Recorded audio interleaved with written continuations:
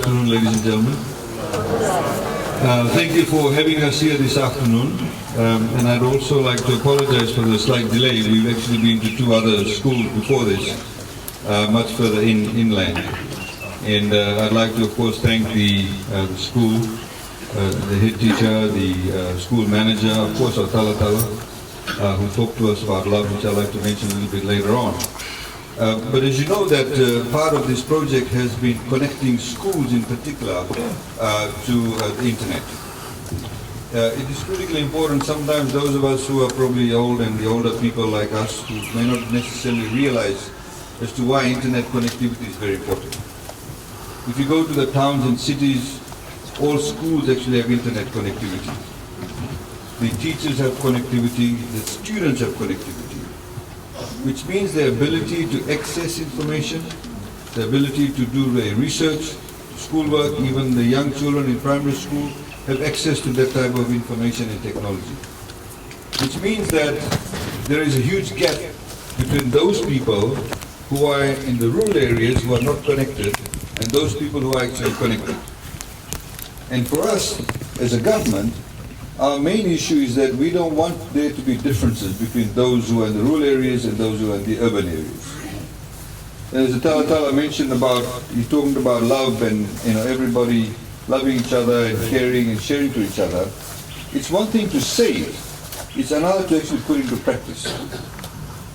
We can say everybody's equal, all Fijians are equal, but if we have some Fijians who don't have access to internet, who don't have access to mobile phone connectivity, or the schools are not as good as other people's schools, then there is that practical application of that love, that sharing, that empowerment is not there. So for us, we need to practically put into effect. And the way that this project actually came about, because we had an overall objective to connect everybody.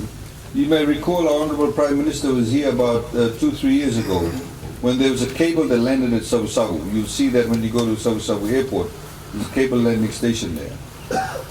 And we had borrowed money from the World Bank to put that project up, because Wailevu, of course, in terms of connectivity, is not as good as Wailevu. And we wanted Wailevu to catch up to Wailevu. Because nowadays, young people, they look at things like, are the services good or not? Is there internet connectivity or not? Is there a cinema in that place or not? Is there a large shopping center or not? That's what young people already think about. So for us, the idea is to bring the services to the people. So when we built that project, there was some money that was left over from the loan we had taken from the World Bank. So we decided, because we had this overall objective of connecting everybody, connecting all the Fijians that are not connected. So what we called it connecting the unconnected. So we decided to use all of that money to connect all the unconnected areas and locations in Wailevu. So as a part of that, over 40 sites have now been connected. Most of them are schools or schools that have communities around it where they don't have good internet connection. We've done what we call a Wi-Fi. So in some places, 300 meters within the school, if there's a village, they can switch on their phones and they'll get connected to the internet.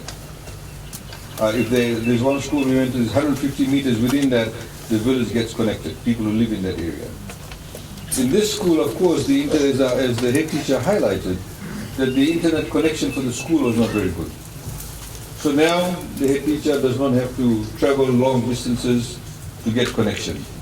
As you know, because of COVID, we had the schools lessons, the school was shut down, but we had some of the teaching material that the students could get. Now the head teacher in this school could not print that out because it came through email or came through the internet. So she had to go somewhere else to get that connection done. Now she doesn't have to go anywhere, it's connected. And as part of the connection, we have not only connected them, we've given actually a computer, we've given a printer, we've also given what we call a webcam. In other words, there's a camera. So when she talks to Suva, when she talks to Savu anywhere else, they can see her.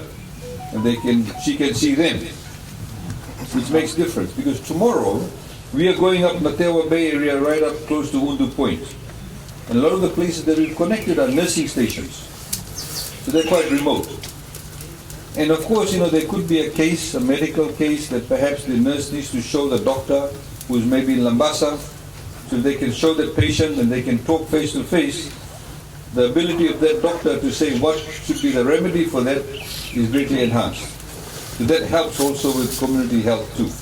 So that's why we've connected health stations, we've connected schools, we're connecting some police posts too. And the community, of course, can benefit from it.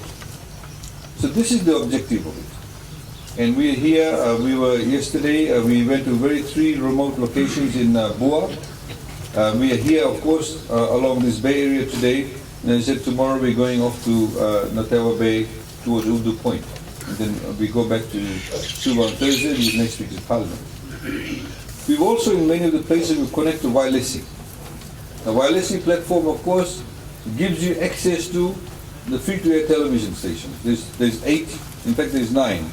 So you have the FBC has got 3 channels, Fiji TV has got channels, you have My TV, you have the full-time parliamentary channel. So next week when Parliament starts, you can watch the parliamentary session, you can see who's saying what. You can also, of course, when Parliament is not on, you can have the reruns, the old parliamentary sessions. Then there's the Hope channel, which is a religious program. One of the church groups actually has that channel. And we now have the educational channel, which is good for the teachers, it's good for the students too. So we've also been connecting people to wireless as part of the project. So ladies and gentlemen, that's overall the objective here. I don't make a long speech. I'm sure you don't want to listen to a long speech. But we'll have a Talanoa session after this, and we can, please feel free to ask any questions. You can raise any issues. You've got some problems in this area. We've got a number of government officials who are here. We can provide some answers. And of course, if you want to know what's happening in Wailevu, what's happening over in Fiji, what's happening in the economy, please feel free to ask. Nothing is too silly or too hard to ask. The other point I just wanted to make before I sit down, I'd like to thank everybody that's got vaccinated. Fiji is one of the highest rates of vaccinations in the world. Nearly 93% of the adult population is now fully vaccinated. Nearly 97 to 98% have got the first dose. We now have the 15 to 17-year-olds who are getting vaccinated too. We also have now people over the age of 50 who are getting the booster shots. As a result of all of you contributing towards the vaccination rate, we were able to open up our borders on the 1st of December for tourism purposes. Because people have to remember that if we did not have that high rate of vaccination, tourists will feel frightened to come to Fiji. So that's why, for example, now Savu the hotels are operational. And as part of that, in that period, government, of course, has spent nearly $500 million, $500 million in terms of assistance, whether it's been unemployment assistance. We are paying those on FNP who have lost their jobs $225 a week. We have 2 rounds of $50, 2 rounds of $90, and then at $90. And of course, we have the 360 payouts of 2 rounds. We now pay market vendors who go and sell in Savu. We pay the market vendor fees for them to the Savu Council. People apply for fishing licenses, we do that. And what we've done is kept the economy moving. But all of this has been possible, and the borders are opening now because of the fact that you've contributed towards the vaccination rate.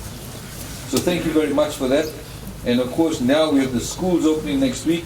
That's given the Ministry of Health people the confidence with a high rate of vaccination, we can send our children safely to school.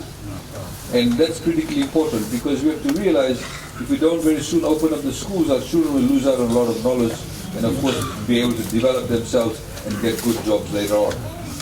So thank you very much. I'd like to thank the school and everybody that's participated in it. And we look forward to having a discussion with you later on. Thank you very much.